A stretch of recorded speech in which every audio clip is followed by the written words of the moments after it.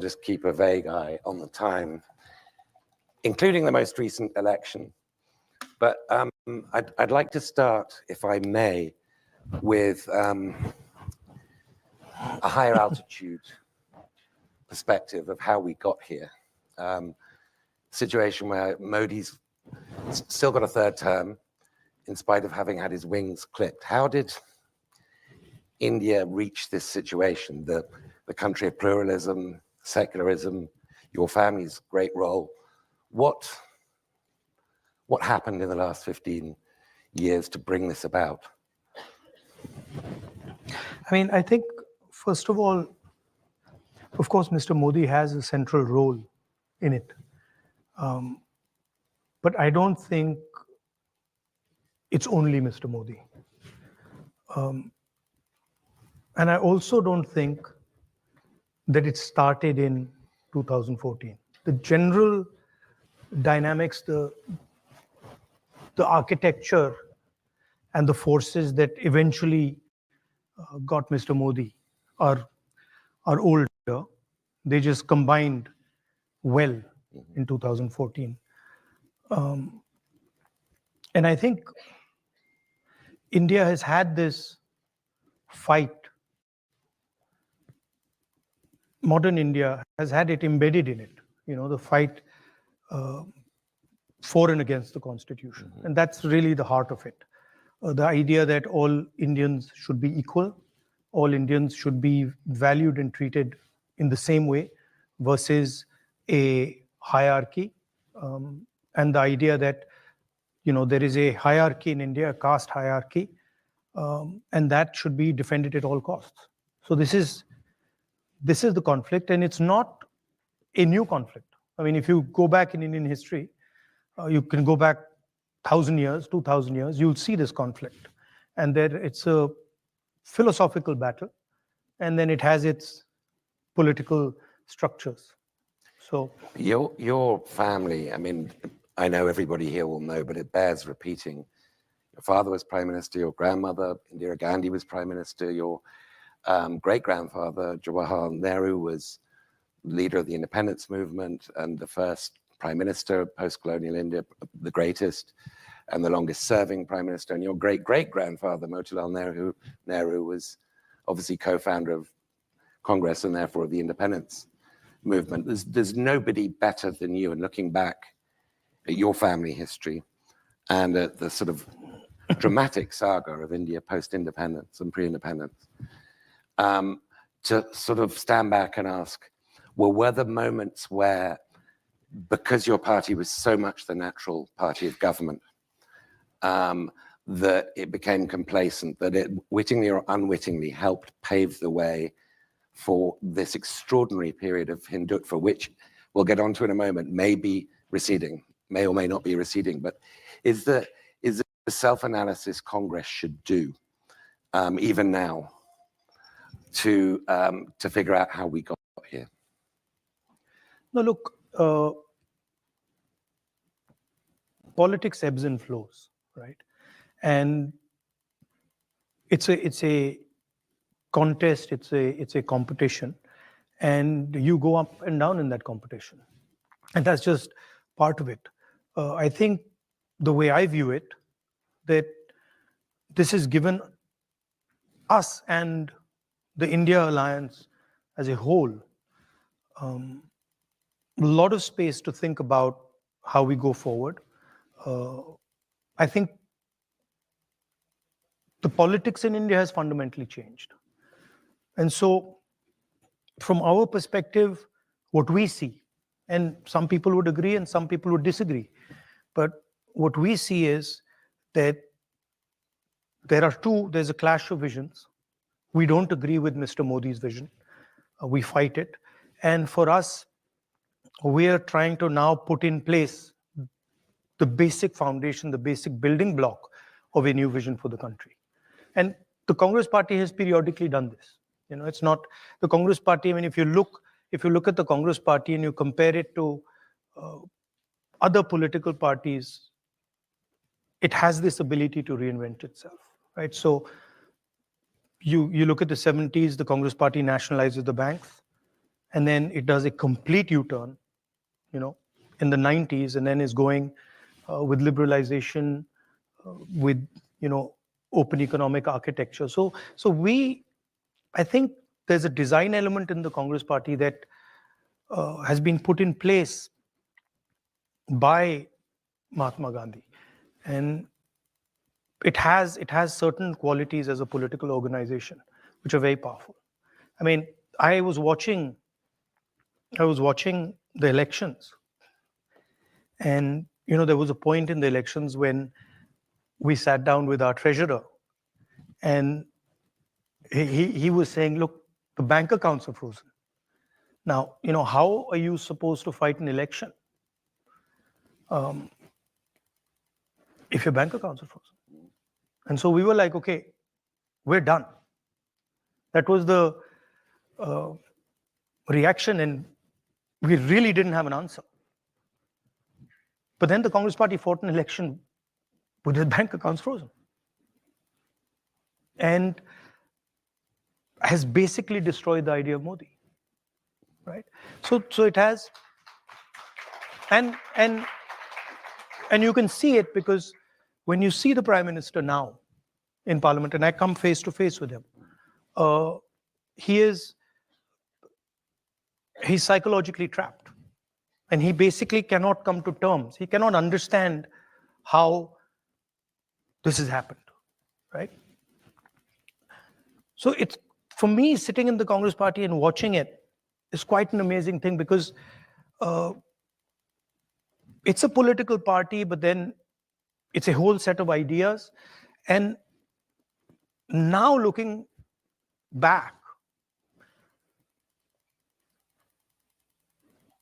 I mean, I realized that the Congress Party fought the British Empire, and there's a reason the thing survived that, and it's in the basic architecture of the party. Now, sometimes the party goes away from that architecture.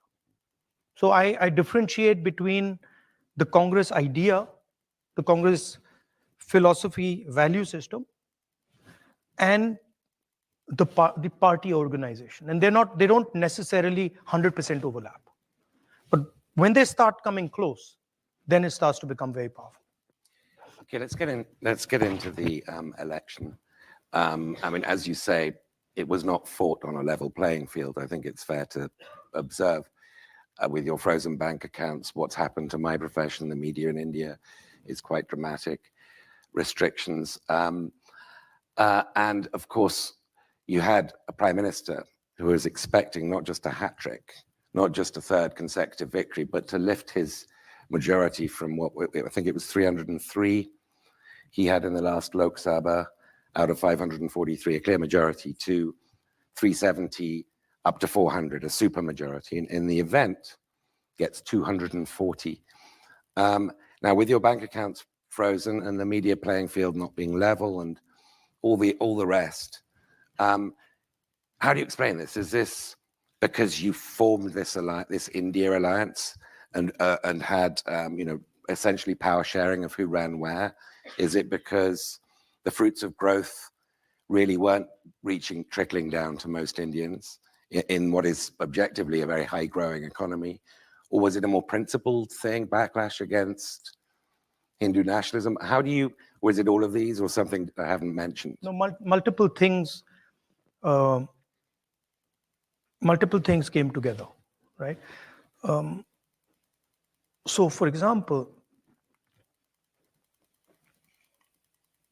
prior to the election, we kept stressing on the idea that the institutions have been captured. And whenever we'd go, India Alliance would go, we'd stress on this idea that, look, the institutions are captured and we don't have a fair playing field. The education system is captured by the RSS. The media system is captured. The investigative agencies are captured. And we keep saying this, and people were not quite getting it. And we would keep saying it again and again and again.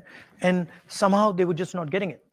And we couldn't understand why, because we were like, it's obvious to us, it's obvious to them. And something wasn't working.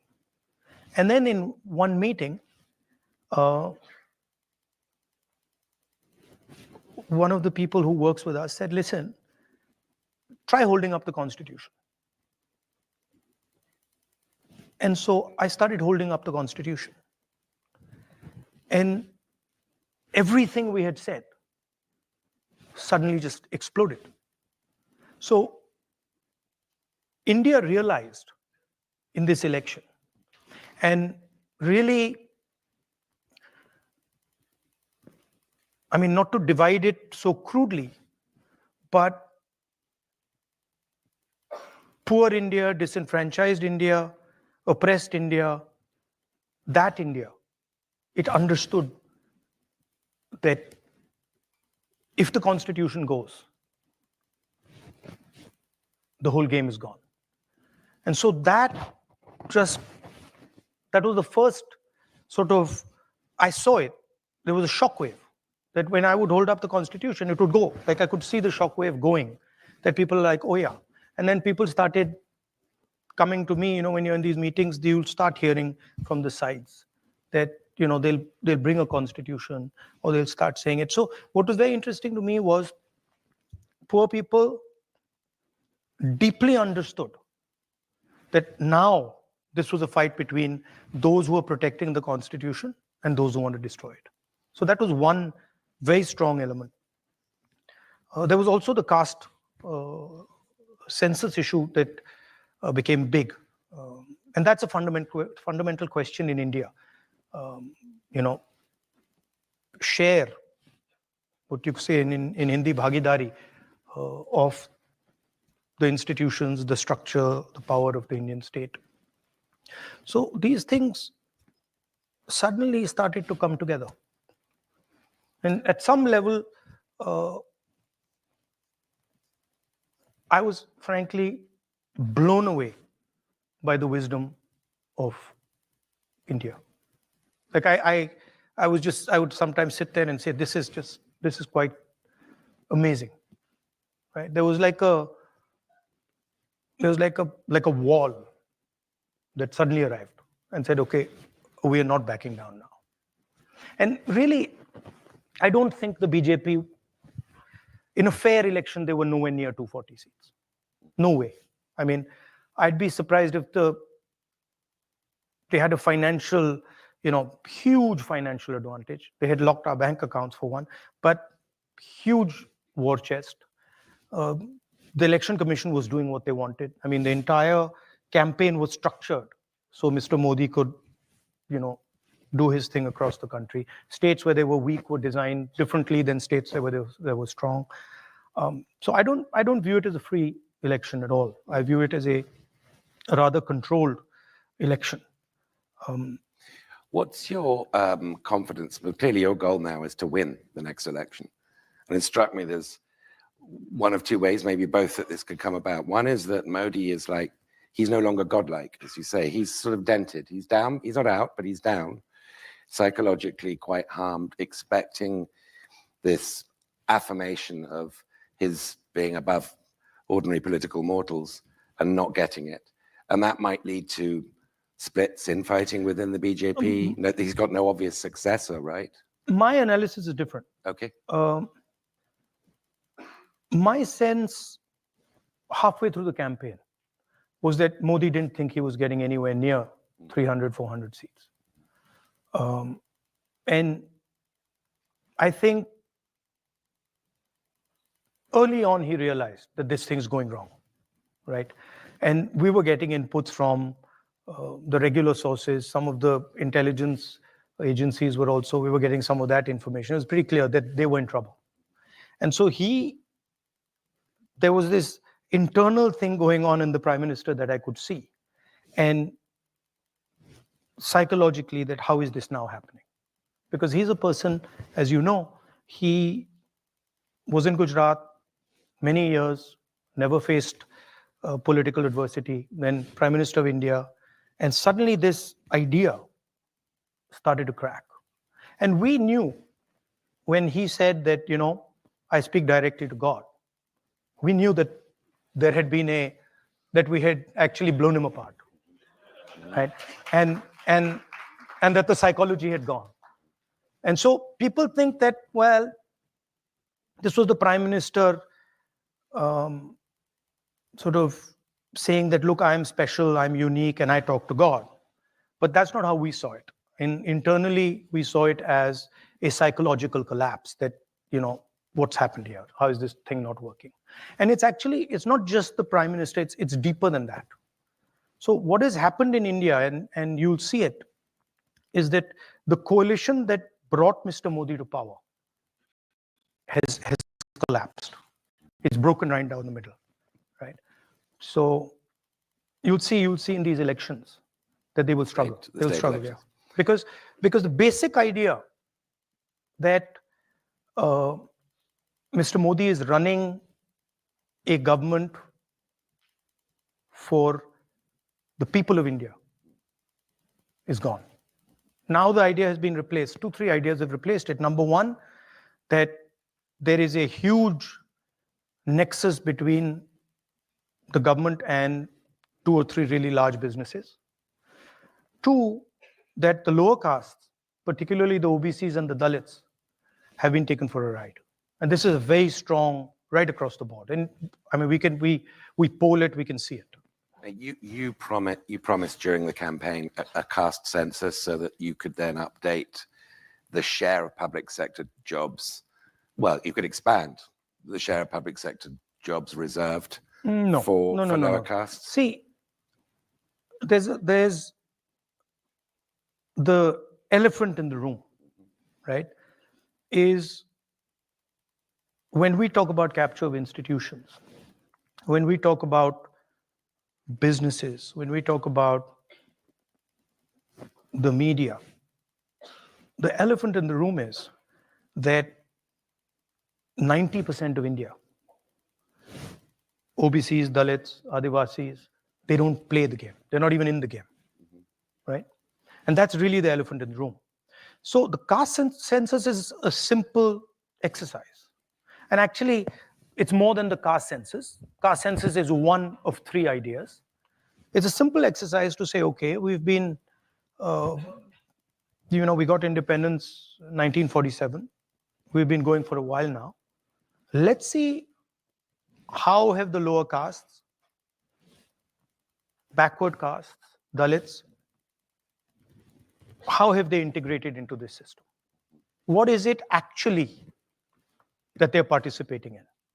And frankly, we've got the data. We've done our homework, we've got the data. And I can tell you, out of the top 200 businesses in India, right, there's almost no ownership of 90% of the population. I can tell you that in the highest courts of the country, there's almost no participation of 90% of India. I can tell you that in the media, national media, anchors, journalists, there is zero participation of lower caste, OBCs, Dalits, Adivasis, right? So, and the people know this. It's not that this is not known. The large mass of people understand this, and they look at India and they say, okay, where is our participation?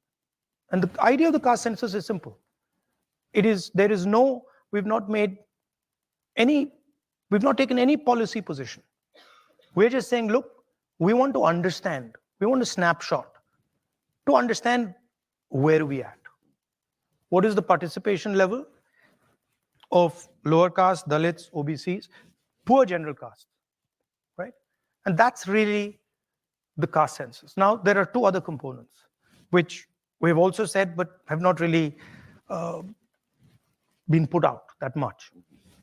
One is the idea of a socio-economic survey. So we want to not only understand how many Dalits there are, how many OBCs there are, but we want to understand what their social position looks like, what their financial position looks like, what their economic position looks like. And the third component, which I think is very important, is we also want to understand, we want to take a look at India's institutions.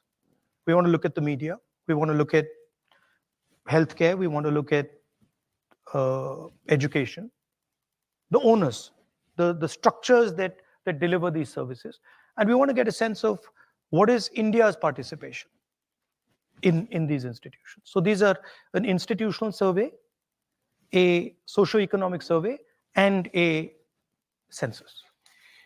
Is there any reason why you wouldn't expand that to include the role of Muslims in modern? They're included in that. It's So not they're just included Muslims. in the OBC. It's minorities. category, No, it's minorities, everybody. Muslims. It's Okay. even, look, even if you look at the general caste, you will find that there is a huge divide between poor general castes and well-off general castes, right?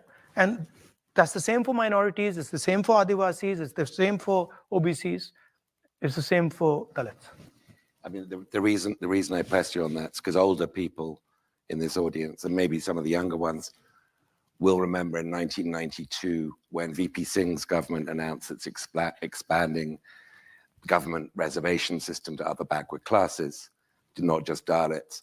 That's when L.K. Advani, the BJP leader, launched his Rath Yatra on Ayodhya, which resulted in the the vandalism, the destruction of the Babri Masjid. So there is this sort of chemical interaction between caste and Hindutva reacting against it, mostly upper caste-led Hindutva. So you competent of the politics of this? I mean, because this has a history, right? Look, from our perspective, if we talk about a nation that is going to progress, and if we talk about India becoming a modern nation, we have to ask the question about participation of 90% of our population. We can't just ignore it, right? There's just no way we can ignore it, because frankly, if we go down this path, it's not sustainable, right? So it's not a question of caste or religion or Hindutva or anything else. It's a question of fairness. I frankly, as a politician, I don't want to live in a country where 90% of the people do not have access to opportunity. I'm not interested. So that's my position. And of course, many people would disagree with it. Many people would say, and the BJP and the RSS do say, that look, don't ask this question. Let a small minority of people just take all the fruits of the country. Now that's the fight, right? I mean, Mr. Adani and Mr. Ambani are a small component of that. They're a huge component in the business world, but they're a small component if you look at the entire picture. Mm-hmm. I want to keep an eye on the time because I want to leave at least 20 minutes for questions. So we've got a couple more from me, if I may. Let me play. Can I just say one more thing? I'm of the view, and I think most people who are involved in this will agree with me, that this is now an unstoppable idea. So if somebody thinks that now they are going to stop 90% of India from asking these questions, from demanding a census, from asking the question about how much participation do they have in our institutional structure, I don't think it's going to work. I think that the pressure is way too powerful. But assuming, and I'm sure you're right, that this survey does produce the kind of picture and detail that you've just outlined, what would be the policy implications? Would it be larger reservations for... That would depend on what comes out of these studies, right? But if you ask me personally, I think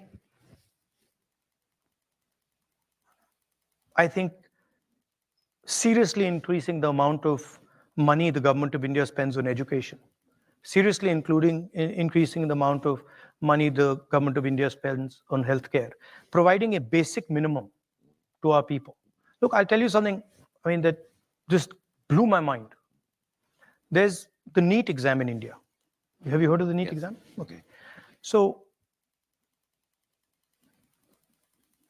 I started studying the thing, and I got some people to start looking into it in detail, right? And it's mind-blowing what's going on, right? Do you know the pass mark of the NEET? 22%. Okay? So now this is how it works. If you get 95, 97%, you can go into any medical college you want. Okay? If you don't get 95, if you're not right up there and you get 95, 90, 85, 80, and you don't have money, you're not getting into medical college. And if you get 20% to 40% to 50% and you got money, going straight in. That's not an education system I want. That's not an education system I think India should have. Right? So I don't think there should be an education system that is determined simply by whether you can pay 2 crores, 3 crores, 4 crores to get in. I think that's destructive to India. Now, it's the same with the healthcare system. I mean, one of the great, for friends of India and Indians in India and overseas Indians, one of the great worries about India in the last few years has been the health of Indian secularism, the survivability of India's secularism, and the belief, I think, that your family and the independence movement in general embodied, that India is strong because it's plural and diverse, has now been, at least partially, to some extent, greatly supplanted by the idea of a much more uniform Hindu majoritarian India. Now, you've talked recently about the store of love, and I think as a sort of rhetorical counterpoint to the implication that the BJP represents a store of hate. My question to you is, are you updating your idea of what secularism is to suit the times we're in, the challenge that you're facing? Because this is a very different challenge. By the way, it's not a rhetorical idea. Okay. It's a practical idea. I don't think there's anything rhetorical about it. I walked from Kanyakumari to Kashmir, right? And halfway through that walk, I started asking myself a question. And I was in politics from 2004. And I started asking myself, why have I never used the word love as a politician? And nobody uses it, right? We use anger, we use hatred. Every day you can read it. Nobody uses love. And then I was like, well, let me try. It works. It works much better than hatred. And it works practically, right? So, and I can't stress to you how effective and how powerful it is. So it's not a rhetorical thing. Love and affection are values that everybody accepts. Everybody feels. You feel it for your family. You feel it for your country. You feel it for your friends. So why is it not in the political lexicon? Right? So I think it's not a question of redefining secularism. I think that there is a stream of politics in India represented by Mahatma Gandhi that starts with this question. And that was what his life was about. That we are not going to accept violence, hatred, anger as values. I used to, you're saying rhetorical. I was in politics from 2004 to when the Yatra started. Nobody. If I used to meet them, they used to say, hello, Mr. Gandhi, how are you? Very nice to meet you. Lovely to meet you. Nobody ever said, I love you. Now, no, I'm serious. Now I walk out, I'm serious. I walk out to a restaurant and half the restaurant saying, we love you. Now, I mean, I don't understand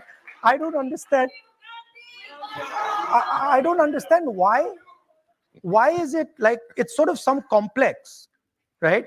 That politicians have, that somehow they're not allowed to show affection for people, or they're not allowed to be affectionate, they're not allowed to be loving. And I discovered that, I did it in my yatra, and it's changed my way of looking at my work completely. So I think it's a very powerful thing. So let me think of questions while I am asking a final one, because I'm going to give you about 20 minutes worth of questions. I'm So sure there are a lot of I them. want to just touch one Yes. thing that you said, the idea of secularism. Yeah. See, India at its heart, right, is a union of languages, traditions, histories, religions, everything, right? And that's just the design of India. When you have lunch here, you get first course, salad, first course, second course. We don't get any of that. We get a thali with everything placed inside it. Right? And nobody's sitting there saying, okay, what's the first course? What's the second course? No, they're like, it's a jumble. And all the food has the same value. Right? Nobody says, you know what I'm going to do? I'm going to take the dal, I'm going to separate it from the rice, and I'm only going to eat the rice, I'm not going to eat the dal. Right? So this idea of mixing and merging, this is India. And in India, this is a very deep philosophical idea. When Indian people go to a temple, or when Sikh people or people from any religion in India go to their religious places, what they're doing is merging with the deity. Right? They're doing this. And that is the nature of India. You can't remove it. And the misunderstanding that the BJP and the RSS have is that they think that India is a whole bunch of separate things. It's not.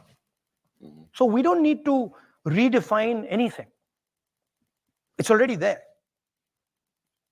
I can't help, and this will be my last question, I can't help branding this the Rahul Gandhi Love Actually campaign. This Whatever we want. This has got to, but put it's that, a lot more fun. Yeah, I'm feeling you go that. in politics, you go and then you shout at that guy, and then that guy shouts back at you, then you abuse him, then he abuses you back. It's boring stuff.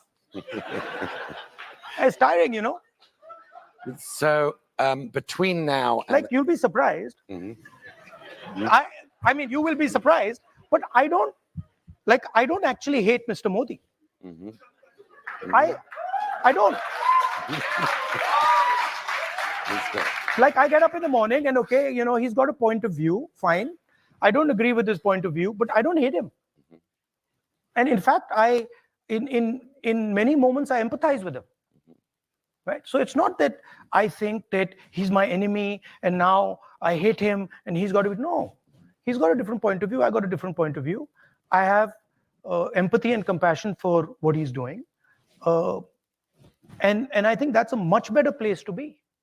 Instead of this thing that, him versus me, I don't think that's productive. Just very briefly explain, and I know it's hard to do it briefly, and I accept your point that Love Actually thing isn't just rhetorical. I stand corrected. What's the practical route between here and your victory in 2029, 28, 29? I mean, giving India and it's not just me, it's millions of people, young people, giving India a vision that gives them hope. That's it. And putting in front of the people of India a set of ideas that makes them believe in the future. Today, India, and I, not to be arrogant, but I have spent more time than most walking my country. India is struggling to imagine the future. When you struggle to imagine a future, you start discussing the past. Right? So what is Hindutva's or Mr. Modi's or RSS's proposal? The proposal is, let's not discuss the future. Let's talk about the past. And that's very dangerous for a country like India, the scale of India. And it's also boring. It's boring. Okay, I don't know whether there are mics. Yeah, so, okay, first of all, the young lady, and then they'll got there. There's a young lady here. Do we have microphones or are people? Oh, sorry, you have to, all right, don't stay in place, you have to queue up. So I didn't realize the system. Oh my God. But yeah, You have to okay, queue up for okay, this. yeah, so we need them to be efficient questions. So, oh my goodness, this is a movement. because of the volume of questions, please keep them as short and direct as you can. Yes, please. I wanted to ask you to elaborate on your definition of secularism. Is it the absence of religion in the state, or the civil equality of religion within the state? And I specifically wanted you to apply this definition to the Uniform Civil Code, because that is a very important topic in India today. And how would, if Congress did achieve a majority in the parliament, how would Congress go about reforming and creating their own Uniform Civil Code if they do want one? Look, Thank you. The basic idea is respecting people's perspectives, okay? And believing that all Indian citizens have a unique and different perspective, and they should have a space to have that perspective. And that includes religion, it includes language, it includes the clothes you wear, it includes the food you eat, it includes everything, right? BJP is proposing a uniform civil code. We haven't seen it. We have no idea what they're talking about. So for us to comment on it doesn't make sense. When they pull it out, then we'll have a look and we'll comment on it. But when you talk about, may I ask a follow-up? But I think not. Okay, I'm sorry. I mean, because I'm sure there'll be variations. You can ask me the follow-up afterwards. Are we probably going to be even-handed? So yes. Hello. Mr. Gandhi, you lead the Indy Alliance, which is seen by many as an alternative to the BJP-led NDA government. Looking at the 2024 Lok Sabha elections, your party was not able to agree on seat-sharing policies with your alliance partner, which was Mamata Banerjee's TMC. You also have alliance partners like the Hindutva-based Shiv Sena UBT. My question is, if elected, how will you effectively run a government with such a divided coalition that cannot seem to agree on anything except for the removal of Prime Minister Modi? No, actually we agree on a lot. We agree that the Constitution of India should be defended. Most of us agree on the idea of the caste census. We agree that two business people, namely Mr. Adani and Mr. Ambani, shouldn't run every single business in India. So for you to say that we don't agree, I think is inaccurate. Second thing is that all coalitions are negotiations, right? So a certain amount of to and fro will always take place. That is perfectly natural. There's nothing wrong with it. And we have run governments again and again, which have been successful using coalitions. So we're pretty confident that we can do it again. Thank you. And actually, I think if we get it right,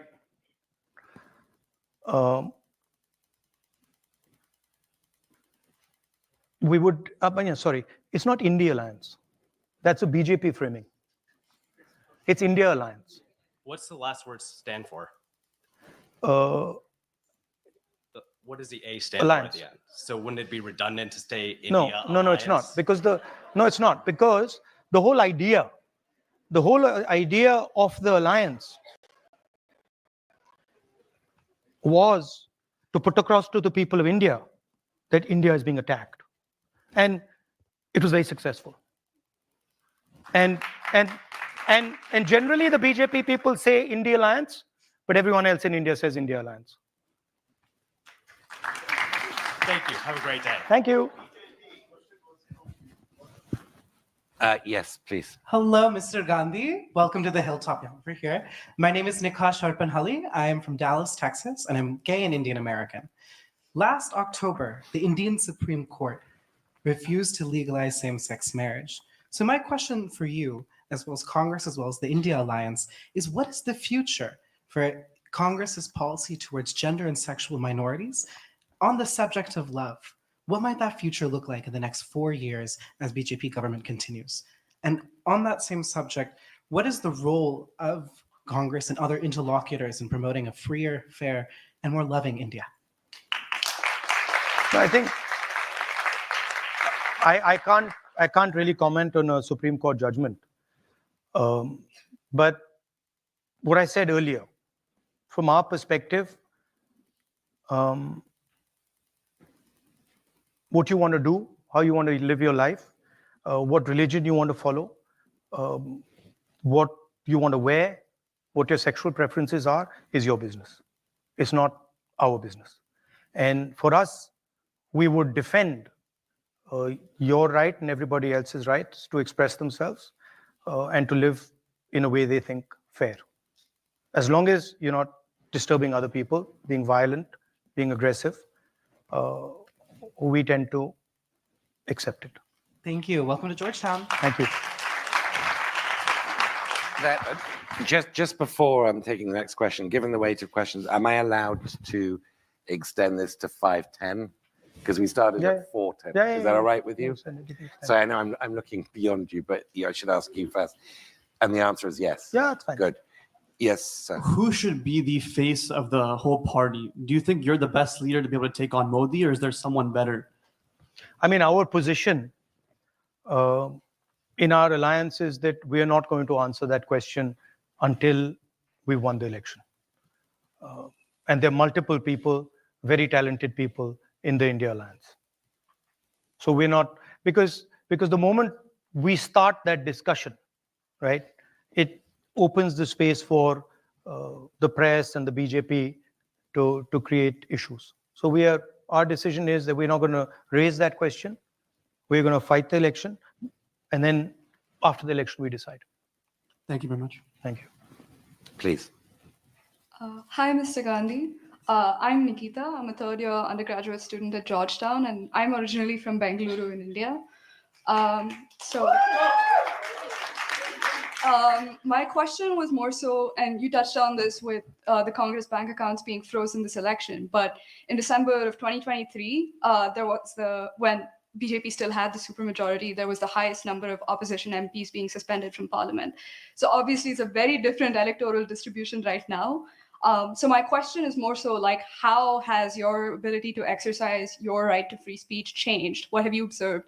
And how is the opposition able to better fulfill its constitutional duties? Look, there are two different issues, okay? One issue is fighting and winning elections. And we're confident that we will fight and win elections against the BJP. And I think you will see it in the next 2 or 3 months that we will win those elections, okay? That's very different than undoing the damage the RSS and the BJP have done to our institutions. And that is a much deeper problem, and that's not going to get solved so easily and so simply. But we have to have a strategy for it. I still have 20 plus cases on me. I still have, in India, the law, right, is that you can only do a defamation case if you're the person who's being defamed. I have 20 of those filed by people who haven't defamed, right? So there's a huge set of structures that are being used to attack the opposition, investigative agencies, legal system, and that continues. That hasn't stopped. So, but the real challenge in front of India is how do you make our institutions neutral again? Yeah. Thank you. Thank you. I'm right in thinking that lots of people who called Modi objected to what you said about Mr. Modi, right? There are different libel actions from people called Modi, or is that a misreporting? No. I mean, it's a legal case, so I'm not going to go into the details of it. But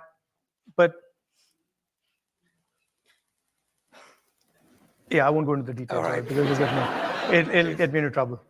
Fair enough. Hello, Mr. Gandhi. My name is Himank. I'm a recent MBA student from UC Berkeley. I came here to see you and meet you. One, really admire your courageous attempt at bringing vulnerability into politics using words like love. That's indeed very rare. I also did a small census in my class of all the Indians who were in my classroom. Around 7 in 10 said that they would want to return back to India in a few years. This is very different from how the situation was around 10 years ago or 15 years ago in the United States. There seem to be like two factors which are sort of leading to this. One is just the state of American dream right now, and also the improving economic opportunities in India. Around 1 million students have migrated to India, to US from India since the past 5 years. I just want to know, one, what is your comment on this phenomena? And second is, what is your message to students who are not able to avail the economic opportunities because of which they came to United States? Look, and I've said this a couple of times,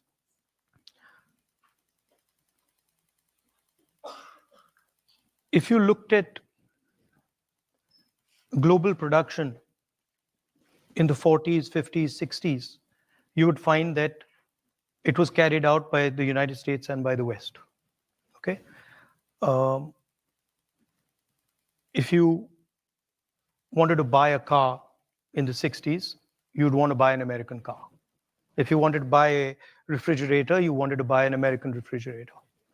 And the West and India handed that over to the Chinese, right? So the reality is that the cell phones you're using, the shirts you're wearing, the shoes you're wearing, most of them are not made in the United States. They're not made in Europe. They're not made in India. They're made in China, right? So there are two activities that countries can do. One is the organizing production. The second is organizing consumption. China organizes production. The West, India, America organizes consumption. China also organizes consumption. So Uber is organizing consumption. Ola in India is organizing consumption. Foxconn is organizing production. Elon Musk organizes production. The components of his car, of course, come from China. The batteries come from China. The motors come from China. And the problem is that a large country like India simply cannot get away with not organizing production. It just won't work because you will not create the amount of jobs that you need. That's what's happening. So if you look at India, you'll find that there is an IT industry. 1%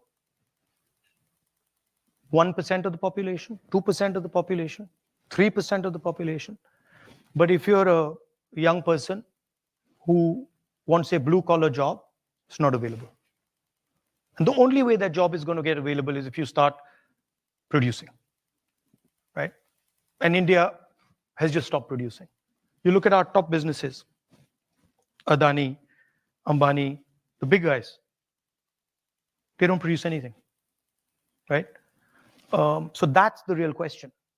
Now, there's a whole set of structures that don't allow production. Our GST is anti-production. Our GST is entirely designed to incentivize consumption, right? So you have to change completely the architecture of what you're doing. Our district, we call our district, we call them district collectors, right? They should be district producers, right? We need to think about getting into the act of production. And we're not doing that. And there's a reason, because the large monopolists don't want you don't want India to produce. It's much more convenient just to sell Chinese product, right? You get a rent on it. You sell it in India. You don't have to go through the rigors of production. You don't have to deal with the labor problems. You don't have to deal with the conflicts that production require you to deal with. And you make huge amounts of money. But it's not sustainable. And you can see social tension rising. You can see unemployment numbers rising. So that's really what India has to think about. You have every district in India has something unique they produce. Moradabad, brass capital. Mirzapur, carpets. Bellari, jeans. Surat, diamonds. Right? Now, the Indian government has forgiven 16 lakh crores in bank loans to 25 business people. How many of those people were actually producers? How many small businesses were forgiven their loans? How many medium-sized businesses were forgiven their loans? Not a single one. Even farmers who are basically producers, their loans have not been forgiven.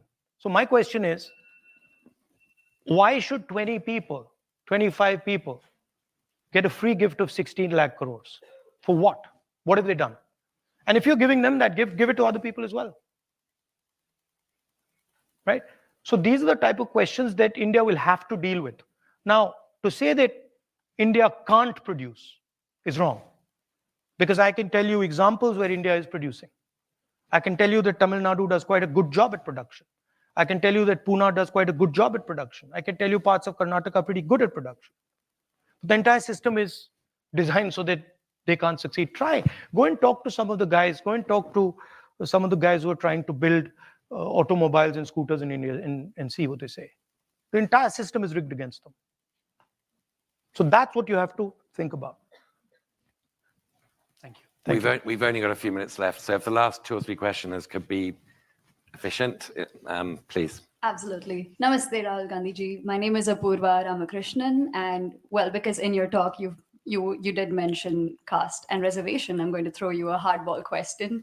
In that, I would specifically like to know your thoughts and your party's thoughts on at what point, if at all, would we move away, or would you move away from the idea of caste-based reservations being a permanent solution to the underlying grassroots issues that necessitate such reservation-based systems? At what point would we as a society, but more importantly, you and your party, look at caste as caste-based reservations as a treatment of the symptoms and not the actual problem?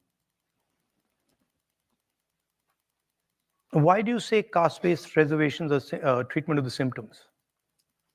Because I believe that the reservations, when they came about historically as well, were there to provide equal access to opportunity. And the issue is, even today, the access to opportunity is where the lag is there. And do you think there are better ways to strengthen our systems institutionally at the grassroots levels than the caste-based reservation? Well, let's look at the numbers. If you look at the Indian government, and you look at,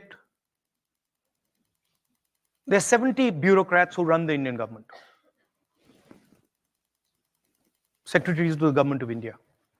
These are the guys that take pretty much all the financial decisions in the government. Okay?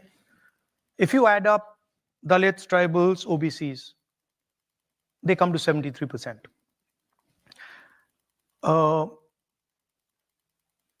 Out of 70 people, there's one tribal. I think 3 Dalits, 3 OBCs. So, and I think a minority. So 90% of India, in the government of India, has access to less than 10% of the positions that determine how money is going to be spent. And when you actually look at the financial numbers, then tribals get 10 paisa out of 100 rupees. Dalits get, I think, 5 rupees out of 100 rupees. and OBCs get a similar number. So the fact of the matter is that they're not getting participation, right? And the problem is that 90% of India is not able to play, right? Go through the list of every single business leader in India. And I've done it. Show me the tribal name. Show me the Dalit name. Show me the OBC name. Out of the top 200, I think there's one OBC. They're 50% of India. So we're not treating the symptom. That's the problem, right? Now, it's not the only tool. There are other tools. But we will think of scrapping reservations when India is a fair place. And India is not a fair place. Now, that creates a problem because there are many people who come from the upper caste, right? Who say, look, what have we done wrong? Right? Why are we being punished? And so then you think about increasing dramatically the supply of some of these things. You think about decentralizing power. You think about involving many more people in the governance of our country, right? You think of opening up, I mean, frankly, with all due respect, I don't think any of you are ever going to become Adani or Ambani. And there's a reason for that. You can't. Because those doors are closed. So the answer to people in the general caste is you open those doors. I think we have time for one final question, so make it count. Hello, Mr. Gandhi. My name is Risa. I'm a third-year student at Georgetown, and I'm originally from Mumbai. My question to you is based on your comment that our institutions have been captured. I wanted to ask, what are the actual policy reforms that the INC sees in order to uncapture our institutions? You said that our education system is extremely unfair and only really prioritizes the success of the rich. So how can we change these systems to make them more meritocratic and make them service the general population of India? I mean, the institutional capture is something that's new. And frankly, we're going to have to navigate that when we come to that point because we've never dealt with that. We've never dealt with a situation where, the RSS has filled an entire institution with these people. And so we have some thoughts about it, but we'd have to do it as and when it happens. In terms of the education system, it's just dramatically increasing access, dramatically increasing the size of the education system, putting much more money into it. The best Indian education institutions are still government institutions. IIT is not a private institution, right? IIM is not a private institution. People forget that. There's no private institution that matches the IITs. Everybody accepts that. So putting effort into designing new institutions, scaling up old institutions, and decentralizing some of these things, I think would help. Thank you. Thank you. So with apologies to the other questioners, I'm gonna have to end it now. But I just want to thank Mr. Gandhi. That was one of the most unusual interviews I've done. Love being cited more often than I normally expect, and it was very, very interesting to talk to you. Thank you. Thank you so much for sparing the time. Thank you. Thank you. That was great.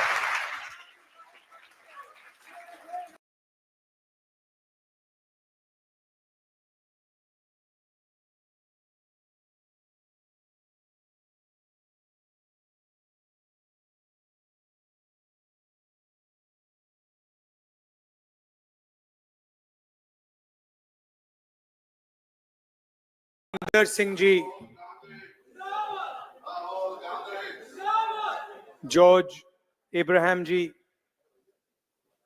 Pradeep Samala ji, Johnson ji, senior IOC leaders on the dais, brothers and sisters, friends, I'd like to welcome all of you here this evening. Thank you very much for coming to listen to us and to share the evening with us. It's always nice to hear Sam Petroda with his experience.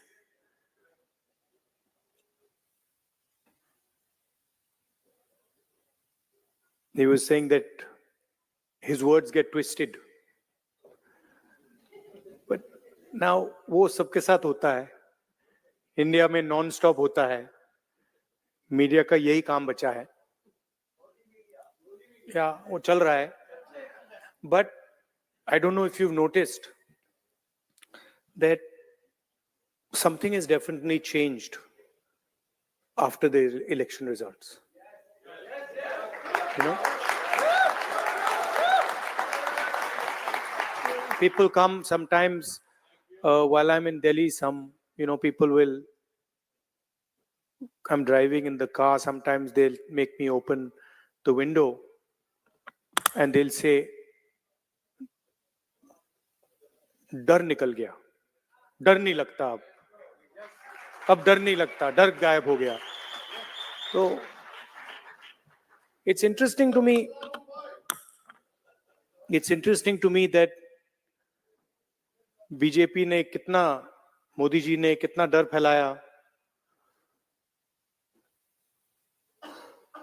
Agencies का दबाव, media का दबाव, income tax department, छोटे businesses पे, medium size businesses पे, और एक second में सब गायब हो गया. अजीब सी बात है. मतलब सालों लगे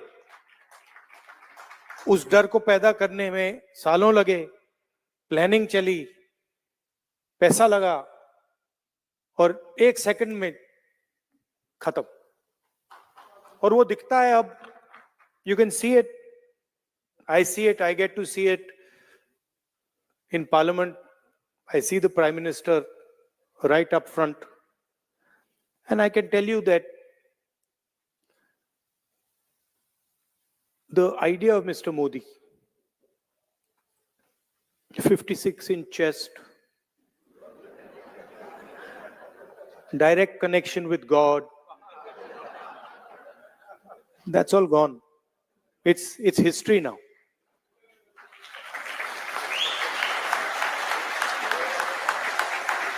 And he realizes it, India realizes it, his partners in government realize it, the 3 or 4 senior ministers in his government realize it. But it's interesting, some months ago, I don't know, many of you must run businesses. You run businesses. And I can see ladies here who run households. And you can imagine if suddenly one day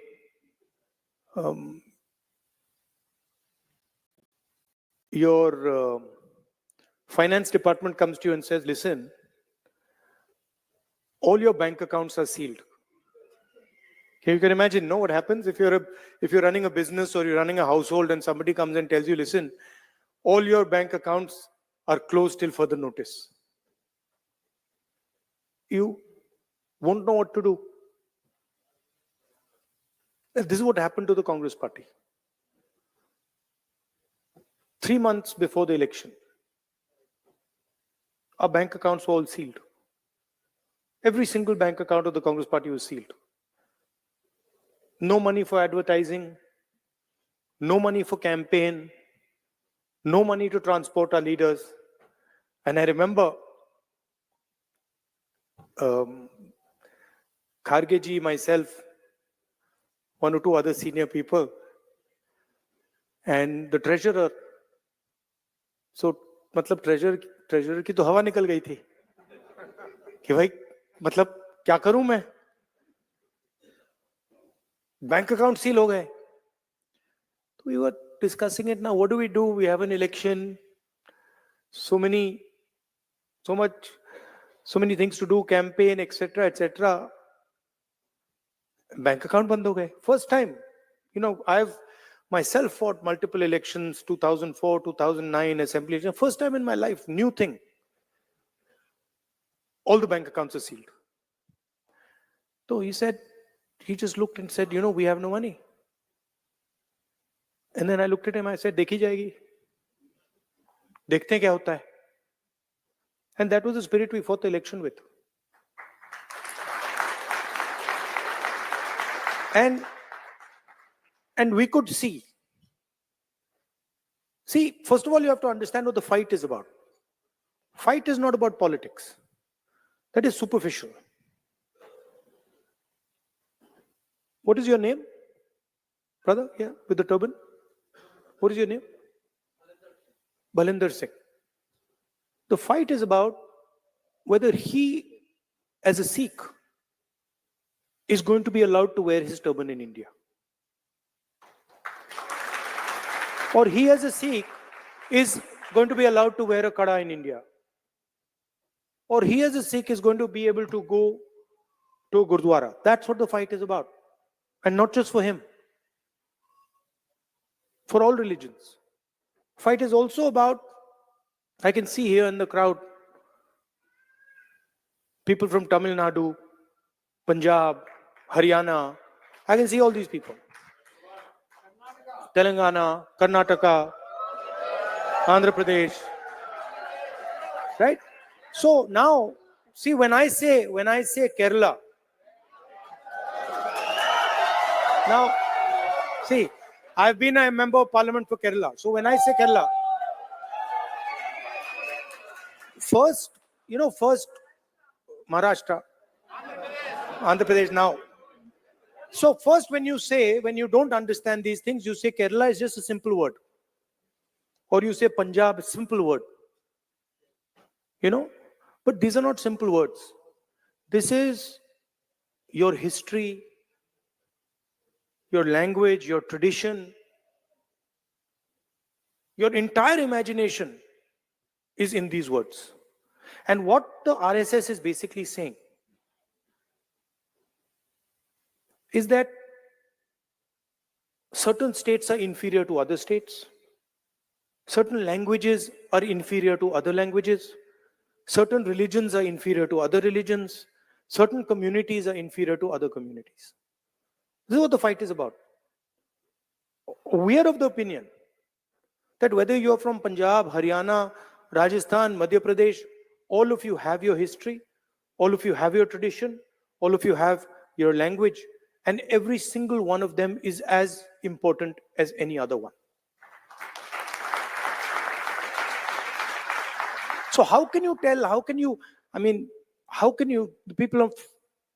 people from Tamil Nadu who are sitting here, what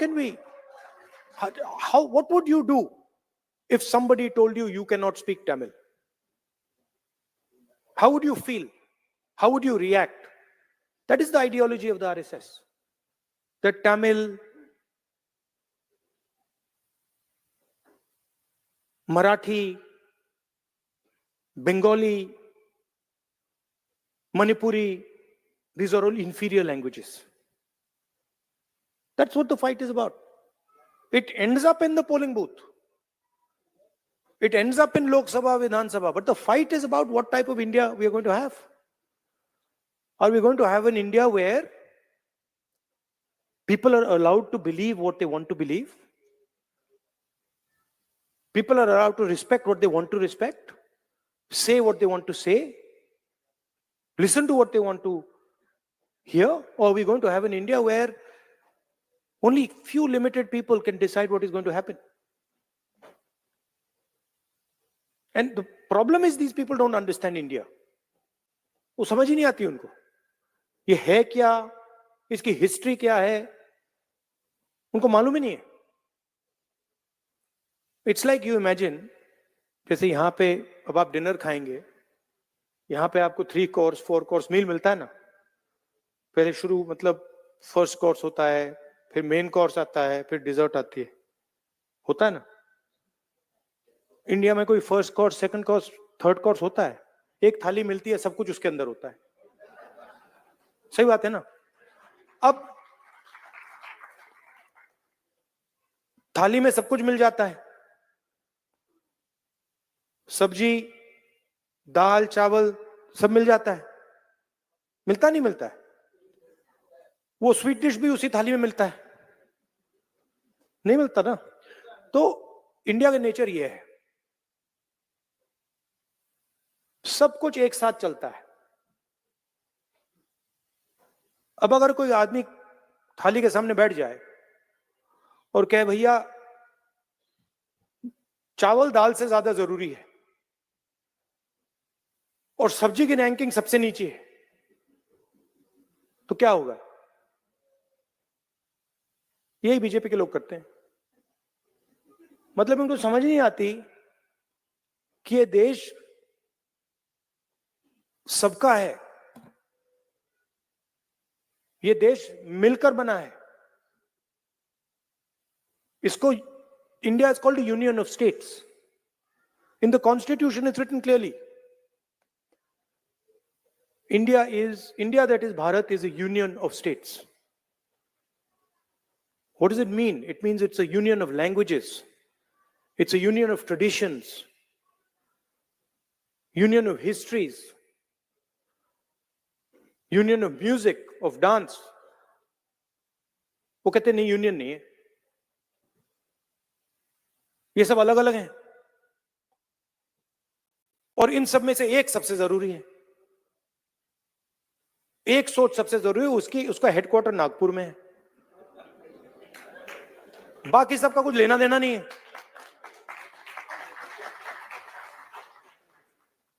So that is what the fight is about, and you are ambassadors. I said yesterday in my speech, you have come from one union of states and you've come to another union of states. United States is also called the United States because it's a union of states. And you are our ambassadors. You're the bridge between these two great unions of states. And you make us very proud because we understand what it meant for you to come here. We understand the difficulties, the struggles that you have had to deal with. It's not easy. But when you came here, you came with humility, you came with respect, and you came with affection.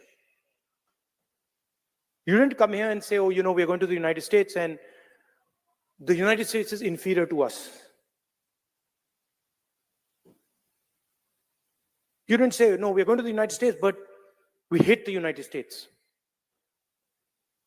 You became part of the United States. I'm sure you're proud of India and you're proud of the fact that you live in America. अब BJP के system में आपकी दो identities हो ही नहीं सकती. You cannot be Indian and at the same time be American. That is what the fight is about. And that is what we are trying to do in India. We are saying, look, don't spread hatred, spread love. Don't be arrogant, be humble. Don't disrespect people. Respect people, respect traditions, respect religions, respect languages, respect communities. That's all. And I'm sure that you understand deeply what I'm trying to say. I'm sure that you do it in your lives every day. In fact, frankly, if you didn't, you wouldn't be successful. And you're all very successful. So that is what I wanted to say. I really appreciate that you came here. You will take American ideas, American values back home, and you will bring Indian values, Indian traditions, Indian ideas to the United States. That is your role. And you will help both countries, both unions, while doing this. So it's a win-win for you, us, the United States, and India. Thank you very much.